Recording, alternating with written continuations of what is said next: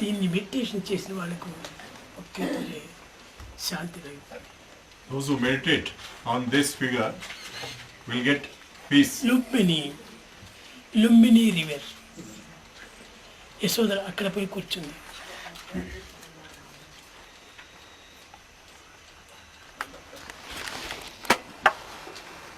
Not only Basra. Red sand.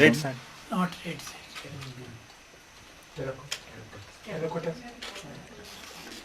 Lumbini mud. Lumbini mud. Lumbini mud. Lumbini కాదు, Lumbini. Lumbini mud.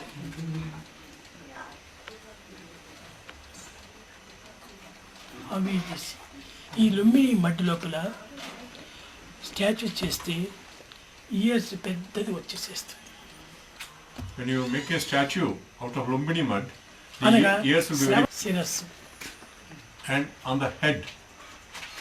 ఈ హెడ్కు బుద్ధి. Head represents intelligence. Not intelligence, constant integrated awareness. It represents constant integrated awareness. Constant integrated awareness head. Constant integrated awareness is head. Clear శ్రవణం ఇది year. Clear listening is the ear. ఈ రెండు బుద్ధునికి చాలా ప్రధానమైనటువంటి. These two are very important for Buddha. అందువల్లనే అందరికీ బుద్ధిని బోధిస్తూ వచ్చాడు. That is why he taught wisdom to one and all. కనుక He was referred to as Buddha. ఇంత పూర్వం బుద్ధు కాదు. Earlier he was not called Buddha. ఆ విధంగా బుద్ధిని బోధించడం చేతనే బుద్ధ అని పేరు వచ్చేసింది. Because he taught buddhi or wisdom, he is called Buddha. ప్రమాదం జరిగి యాక్సిడెంట్ అయిపోయిందంటే, ఇక్కడ దెబ్బ తగిలిందంటే ఇక బ్రతకరు.